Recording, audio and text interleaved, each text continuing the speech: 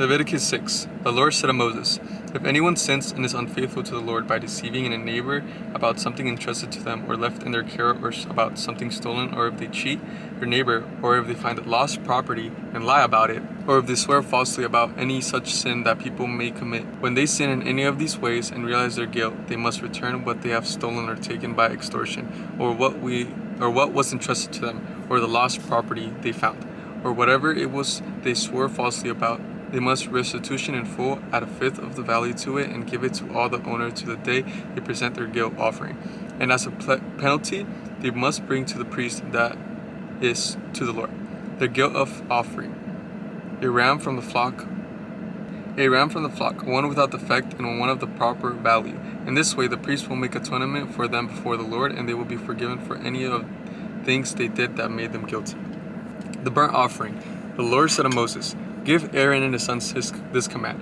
These are the regulations for the burnt offering. The burnt offering is to remain on the altar hearth throughout the night till morning, and the fire must be kept burning on the altar. The priest shall then put on his linen clothes with linen undergarments next to his body, and shall remove the ashes of burnt offering that the fire has consumed on the altar, and place them besides the altar. Then he is to take off these clothes and put them on others, and carry ashes outside the camp to a place that is ceremonially clean. The fire on the altar must be kept burning and must not go out. Every morning the priest is to add a firewood, then arrange the burnt offering on the fire and burn the fat of the fellowship offerings on it. The fire must be kept burning on the altar continuously and must not go out." The grain offering. These are the regulations for the grain offering. Aaron's sons are to bring it before the Lord in front of the altar. The priest is to take a handful of the finest flour and some olive oil, together with all the incense on the grain offering, and burn the memorial portion on the altar as an aroma pleasing to the Lord. Aaron and his sons shall eat the rest of it, but it is to be eaten without yeast in the sanctuary area. They are to eat it in the courtyard of the tent of meeting. It must not be baked with yeast. I have given it as their share of the food offerings presented to me. Like the sin of offering and the guilt offering, it is most holy. Any male descendant of Aaron may eat it. For all generations to come, it is his personal share of the food offering presented to the Lord. Whatever touches them will become holy. The Lord also said to Moses, "This is the offering Aaron and his sons are to bring to the Lord. On the day he is anointed, a tenth of an ephah of the finest flour as a regular grain offering, half of it in the morning and half of it in the evening. It must be prepared with oil on the griddle. Bring it well mixed and present the grain offering, broken in pieces as an aroma pleasing to the Lord. The son who is to succeed him as anointed priest shall prepare it.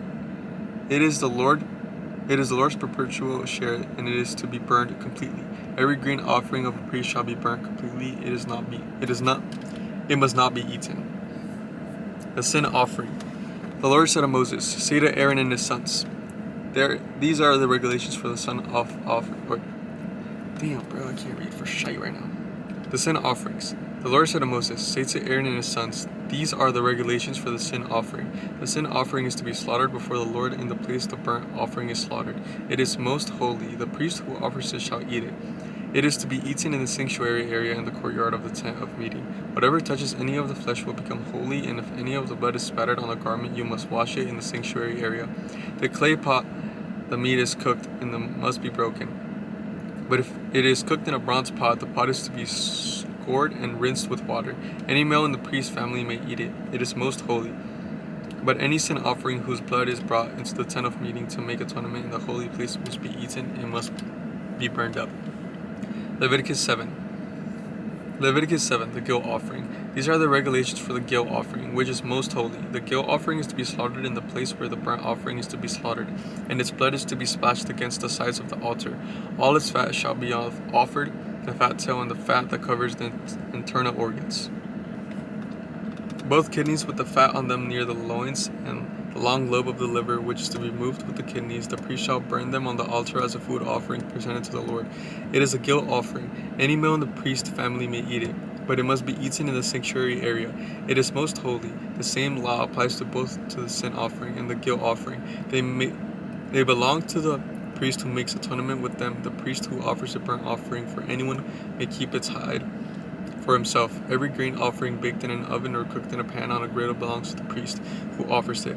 And every grain offering, whether mixed with olive oil or dry, belongs equally to all the sons of Aaron. The fellowship offering. These are the regulations for the fellowship offerings anyone may present to the Lord. If they offer it as an expression of thankfulness, then along with its thank offering they are to offer thick loaves made without yeast and with olive oil mixed in, thin loaves made without yeast and brushed with oil, and thick loaves of the finest flour, well kneaded and with oil mixed in. Along with their fellowship offerings of thanksgiving they are to present an offering with thick loaves of bread made with yeast. They are to bring one of each kind as an offering, a contribution to the Lord. It belongs to the priest who splashes the blood on the fellowship offering against the altar. The meat of their fellowship offerings of thanksgiving must be eaten on the day it is offered. They must leave none of it till morning. If, however, their offering is the result of a vow or is a free will offering, the sacrifice shall be eaten on the day they offer it. But if anything left over may be eaten on the next day, any meat of the sacrifice left over till the third day must be burnt up.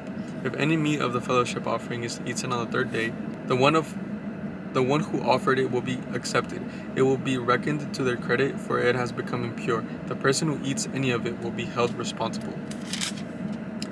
Meat that touches anything ceremonially unclean must not be eaten. It must be burned up. As for the other meat, anyone ceremonially clean may eat it. But if anyone who is unclean eats any meat of the fellowship offering belonging to the Lord, they must be cut off from the people. Anyone who touches something unclean, whether human uncleanness or any unclean animal or any unclean creature that moves along the ground, and then eats any of the meat of the fellowship offerings belonging to the Lord, must be cut off from their people. Eating fat and blood forbidden. The Lord says to Moses, "Say to the Israelites, do not eat any of the fat of cattle, sheep or goats. Fat of an animal found dead or torn by wild animals may be used for any other purpose, but you must not eat it. Anyone who eats the fat of an animal from which a food offering may be presented to the Lord must be cut off from their people. And wherever you live, you must not eat the blood of any bird or animal. Anyone who eats blood must be cut off from their people." The priest's share. The Lord said to Moses, "Say to the Israelites, anyone who brings a fellowship offering to the Lord is to bring part of it as their sacrifice to the Lord. With their own hands they are to present the food of offering to the Lord. They are to bring the fat together with the breast, and wave the breast before the Lord as a wave offering. The priest shall burn the fat on the altar, but the breast belongs to Aaron and his sons. You are to give this right thigh of your fellowship offering to the priest as a contribution. The son of Aaron who offers the blood and the fat of the fellowship offering shall have the right thigh as his share. From the fellowship offering of the Israelites, I have taken the breast that is waved and the thigh that is presented, and has given them to Aaron, the priest, and his sons as their perpetual share from the Israelites. This is the portion of the food offerings presented to the Lord that all allotted to Aaron and his sons on the day that they were presented to serve the Lord as priests. On the day they were anointed, the Lord commanded the Israelites to give this to them as their perpetual share for the generations to come. These then are the regulations for the burnt offering, the grain offering, the sin offering, the guilt offering, the ordination offering, and the fellowship offering, which the Lord gave Moses at Mount Sinai, in the desert of Sinai, on the day he commanded the Israelites to bring their offerings to the Lord.